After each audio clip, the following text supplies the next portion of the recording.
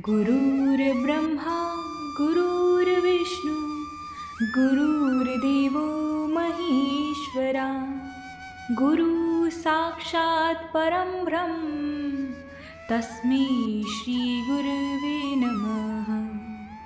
जय श्री कृष्णा दोस्तों, राधे राधे। आज आषाढ़ मास की पूर्णिमा है।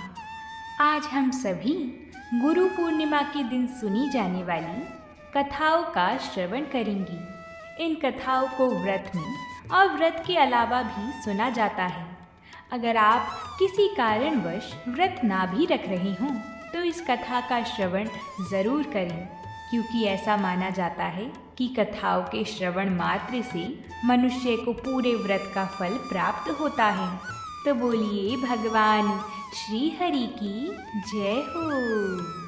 प्राचीन कथा के अनुसार महर्षि वेद व्यास जी को भगवान विष्णु का ही अंश माना जाता है। महर्षि वेद व्यास जी की माता का नाम सत्यवती था। उनके पिता का नाम ऋषि पराशर था। महर्षि वेद व्यास जी को बचपन से ही अध्यात्म में बहुत ही रुचि थी। एक बार उन्होंने प्रभु के दर्शन के लिए माता पिता के सामने इच्छा प्रकट की और वन में जाकर तपस्या करने के लिए अनुमति मांगी। जब उनकी माता ने यह बात सुनी तो उन्होंने वेद व्यास जी को वन में जाने से मना कर दिया। इसके बाद भी वेद व्यास जी वन में जाने के लिए हठ करने लगे। वेद व्यास जी की हठ को देखकर उनकी माता सत्यवती को उन्हें वन में जाने के लिए आज्ञा देनी ही पड़ी। इसके बाद जब वेद व्यास जी वन की तरफ जाने लगे तो उनकी माता ने उनसे कहा कि जब कभी भी तुम्हें घर की याद आई तो तुम बिना हिचक कर के घर वापस आ जाना।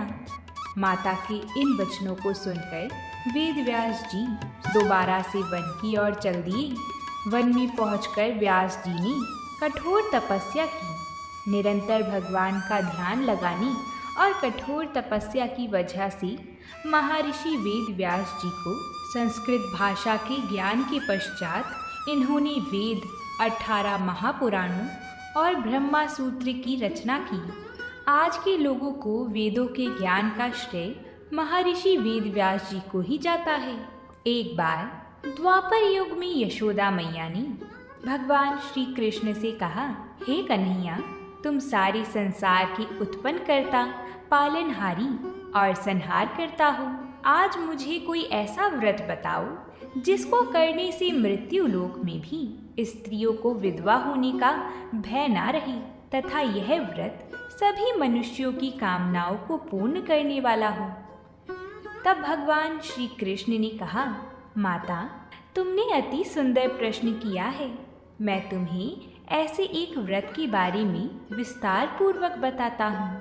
सौभाग्य की प्राप्ति के लिए स्त्रियों को 32 पूर्णमासी का व्रत करना चाहिए। स्त्रियों को सौभाग्य की प्राप्ति होती है। यह व्रत अत्यंत सौभाग्य देने वाला और भगवान शिव के प्रति भक्ति को बढ़ाने वाला है। मैया यशोदा कहने लगी, हे कृष्ण, पहली बार इस व्रत को मृत्यु लोक में किसने किया था? इसके विषय में विस्तार पूर्वक मुझे बताओ। तब भगवान श्री कृष्ण कहने लगे, इस भूमंडल पर अनेक प्रकार के रत्नों से परिपूर्ण कातिका नाम की एक नगरी थी। वहाँ चंद्रहास नामक राजा राज्य किया करते थे। उसी नगर में धनेश्वर नाम का एक ब्राह्मण था और उसकी स्त्री अति सुशीला और रूपवती थी। दोनों ही उस नगरी में बड़े प्रेम से रहते थे।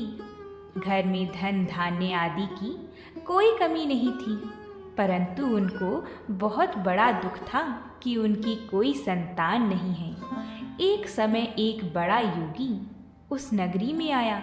वह योगी उस ब्राह्मण के घर को छोड़कर अन्य सभी घरों से भिक्षा लेकर भोजन किया करता था।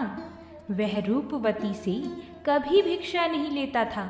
वह योगी रूपवती से भिक्षा ना लेकर किसी अन्य के घर से भिक्षा लेकर गंगा किनारे जाकर भिक्षा को प्रेम पूर्वक ग्रहण करने लगा। कि तभी धनेश्वर ने योगी का यह सब कार्य अपनी आंखों से देख लिया था। अपनी भिक्षा के अनादर से दुखी होकर धनेश्वर योगी महाराज से बोला, हे महात्मन, आप सब घरों से भिक्षा लेते हैं, परंतु आप मेरे घर से भिक्षा कभी नहीं लेते। इसका क्या कारण है? हमसे अगर कोई भूल हुई हो तो हम ब्राह्मण दंपत्ति आपसे क्षमा याचना करते हैं। महात्मा बोले, नहीं विप्र, तुम तो बहुत ही विनम्र हो और हमेशा आदर सत्कार करने वाले ब्राह्मण हो। तुमसे भूल तो कदापि नहीं हो सकती। महात्मा की बात सुनकर धनेश्वर हाथ जोड़कर बोला, हे मुनिवर, फिर आखिर क्या कारण है? कृपा हमें उससे अवगत कराएं।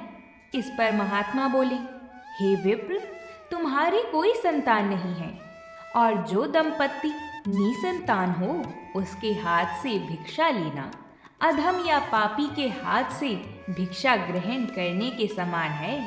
तुम्हारे द्वारा दिया गया दान लेने के कारण मेरा पतन हो जाएगा। बस यही कारण है कि मैं तुम दंपत्ति से दान स्वीकार नहीं करता। महात्मा के ये वचन सुनकर धनेश्वर उनके चरणों में गिर पड़ा और विनती करते हुए बोला, हे महात्मन, संतान ना होना ही तो हम पति पत्नी के जीवन की सबसे बड़ी निराशा है।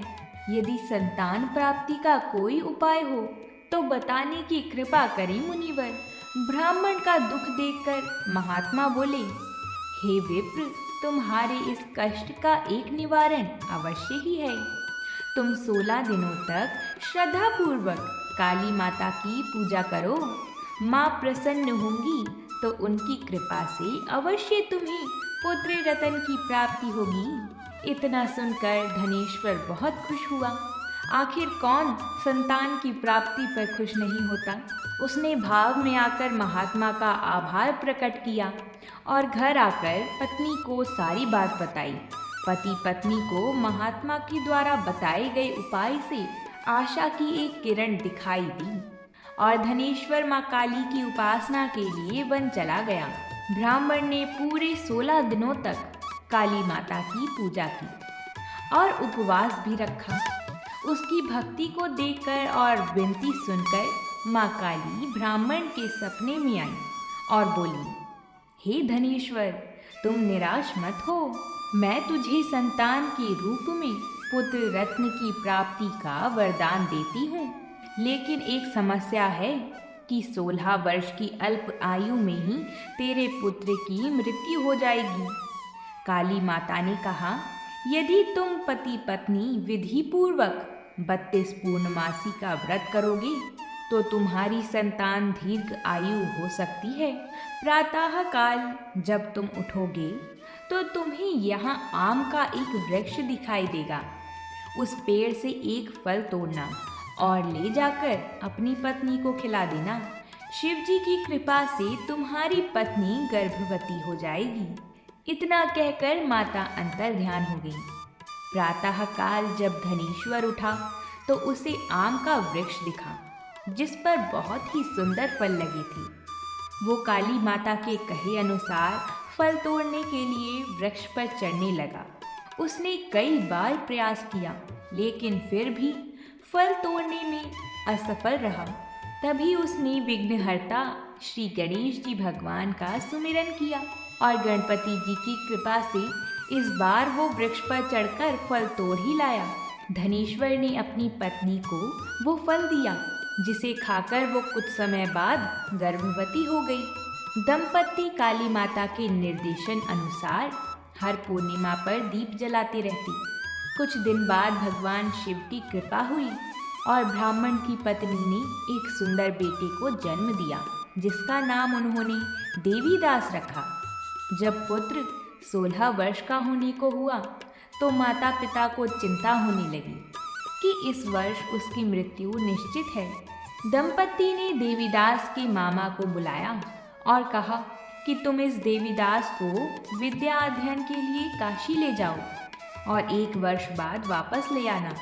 दंपत्ति पूरी आस्था के साथ पूर्णमासी का व्रत करके पुत्र की दीर्घ आयु होने की कामना करते रहे उधर काशी प्रस्थान के बाद मामा भांजे एक गांव से गुजर रहे थे। वहां एक कन्या का विवाह हो रहा था, परंतु विवाह होने से पूर्व ही उसका वर अंधा हो गया। तभी वर के पिता ने देवीदास को देखा और मामा से कहा, तुम अपना भांजा कुछ समय के लिए हमें दे दो, विवाह संपन्न हो जाए उसके बाद ले जाना। ये सुनकर मामा ने कहा, यदि मेरा भांजा ये विवाह करेगा तो कन्यादान में मिले धन आदि पर हमारा अधिकार होगा। वर के पिता ने मामा की बात स्वीकार कर ली और देवीदास के साथ कन्या का विवाह संपन्न हो गया। इसके पश्चात देवीदास पत्नी के साथ भोजन करने बैठा, लेकिन उसने उस थाल को हाथ नहीं लगाया।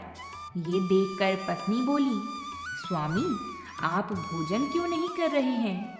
आपके चेहरे पर ये उदासी कैसी? तब देवीदास ने सारी बात बताई। ये बात सुनकर कन्या बोली, स्वामी, मैंने अग्नि को साक्षी मानकर आपके साथ फेरे लिए हैं। अब मैं आपके अलावा किसी और को अपना पति स्वीकार नहीं करूंगी। पत्नी की बात सुनकर देवीदास ने कहा, ऐसा मत कहो, मैं अल्प आयु हूँ। कुछ ही दिन में 16 वर्ष की आयु होते ही मेरी मृत्यु निश्चित है। लेकिन पत्नी ने कहा, जो भी उसके भाग्य में लिखा होगा वो उसे स्वीकार है। आखिर भाग्य का लिखा कौन ही बदल सकता है। देवीदास के बहुत कहने पर भी जब वो नहीं मानी तो देवीदास ने उसे एक अंगूठी दी और कहा, मैं विदा अध्ययन के लिए काशी जा रहा हूँ, लेकिन तुम मेरे जीवन मरण के बारे में जानने के लिए एक पुष्प वाटिका तैयार करो। उसमें भांति भांति के पुष्प लगाओ और उन्हें जल से सींचती रहो। यदि वाटिका हरी भरी रहे, पुष्प खिले रहें, तो समझना कि मैं जीवित हूँ, और जब ये वाटिका सूख जाए तो मान लेना कि मेरी मृत्यु हो चुकी है। इतना कहकर देवीदास काशी चला गया। प्रातःकाल जब कन्या ने दूसरे वर को देखा तो बोली, ये मेरा पति नहीं है, मेरा पति काशी पढ़ने गया है। यदि इसके साथ मेरा विवाह हुआ है तो बताई कि रात्रि में मेरे और इसके बीच क्या बात हुई थी और इसने मुझे क्या दिया था। ये सुनकर वर बोला, मुझे कुछ नहीं पता, और पिता पुत्र लज्जित होकर चले गए। उधर एक दिन प्रातःकाल एक सर्प देवीदास को डसने के लिए आया, लेकिन उसके माता पिता के द्वारा किए जाने वाले पूर्णिमा व्रत के प्रभाव के कारण वो उसे डस नहीं पाया। तत्पश्चात काल स्वयं वहां आई और उसके शरीर से प्राण निकालने लगी। देवीदास मूर्छित होकर गिर पड़ा। तभी वहां माता पार्वती और शिवजी आए। देवीदास को मूर्छित देखकर देवी पार्वती बोली, हे स्वामी, देवीदास की माता ने 32 पूर्णिमा का व्रत रखा था, उसके फल स्वरूप कृपा आप इसे जीवन दान दें। माता पार्वती की बात सुनकर भगवान शिव जी ने देवीदास को पुनः जीवित कर दिया। इधर देवीदास की पत्नी ने देखा कि पुष्प वाटिका में एक भी पुष्प नहीं रहा। वो जान गई कि उसके पति की मृत्यु हो चुकी है और रोने लगी। तभी उसने देखा कि वाटिका पुनः हरी भरी हो गई है। ये देखकर वो बहुत प्रसन्न हुई। उसे पता चल गया कि देवीदास को प्राणदान मिल चुका है। जैसे ही देवीदास 16 वर्ष का हुआ, मामा भांजा काशी से वापस चल पड़ी। रास्ते में जब वो कन्या के घर गई तो उसने देवीदास को पहचान लिया और अत्यंत प्रसन्न हुई।